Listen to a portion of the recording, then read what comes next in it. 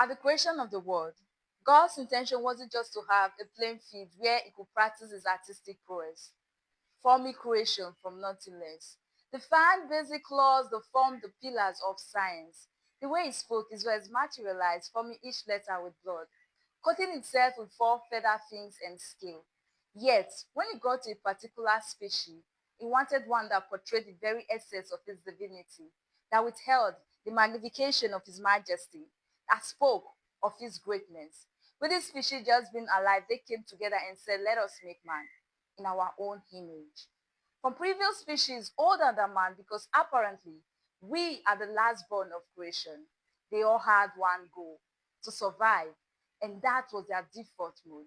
But he turned to man and made him understand that he has dominion because he is a replica of the Most High. He is a walking reference of God's power. So apart from my procreative duty, my entire existence is based off the premise of worship.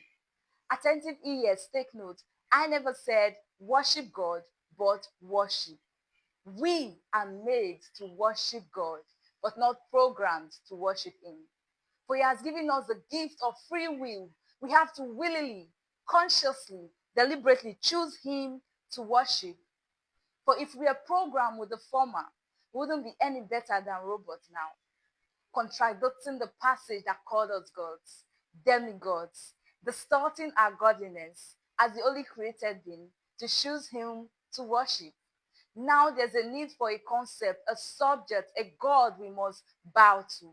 That's the reason why the ancient ears of the Israelites could no longer understand and wait by Moses any longer. They had to gather their gifted gold from Egypt and ignite a God to worship.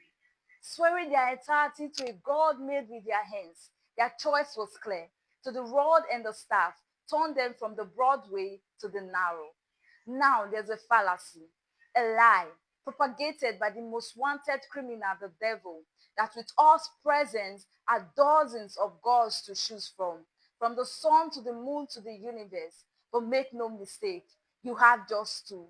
And for those who fall into this fallacy, if God, Jesus, is not on your pedestal, there'll be an inevitable rape of your worship.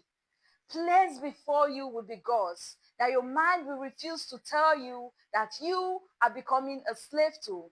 And at the end of the road, at the gate of eternity, what you think you treasure more, unconsciously worshiping with all your heart, will unveil itself to be mammon. For we are gifted with three most outstanding elements: the body, the soul, and the spirit. We are not this magnificent to run around and play God all by ourselves. Let's take a look in the mirror and let our image minister to us. Let your features testify that they are not original. They are replica, God's replica. Your physique is given to you for the sole purpose of gratifying him. You think these ends are just ends. They are to be used for his exhortation. This mind must think up new ways of magnifying him. For he has given us access to the most intelligent machine, our brains, just so it could be used to abbreviate long words. So much investment wasted in mind when all we had to do was just to think.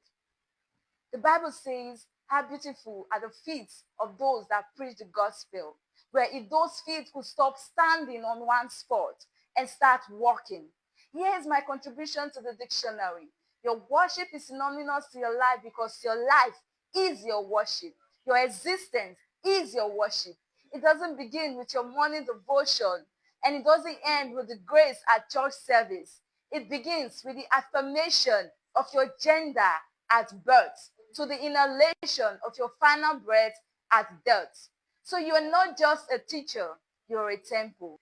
You are not just a cashier, you are God's divinity in human form. And you're not just a waiter, you are an embodiment of God's divinity. And you're not just a person, you are a walking worship.